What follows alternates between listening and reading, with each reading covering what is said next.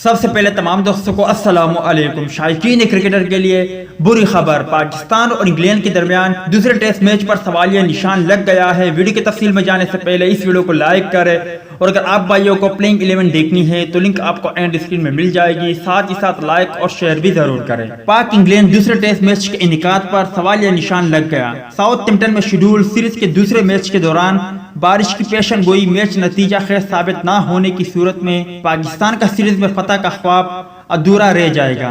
بتایا گیا ہے کہ پاک انگلینڈ دوسرا ٹیسٹ میچ بارش سے متاثر ہونے کا امکان ہے۔ ساؤتھ ٹمپٹن جہاں پاکستان اور انگلینڈ کے درمیان دوسرا ٹیسٹ میچ کھیلا جائے گا، وہاں آئندہ چند روز کے دوران بارش ہونے کی پیشن گوئی کر دی ہے۔ بتایا گیا ہے کہ میچ کے تمام 5 روز بارش ہونے کا امکان ہے۔ واضح رہے کہ پاکستان اور انگلینڈ کرکٹ ٹیموں کے درمیان 3 میچوں کی سیریز کا دوسرا ٹیسٹ میچ جمعرات سے روز بال ساؤتھ ٹمپٹن میں شروع ہوگا۔ انگلینڈ کی ٹیم پاکستان کے خلاف 3 میچز کی سیریز میں 1-0 کی برتری حاصل کر رکھی ہے۔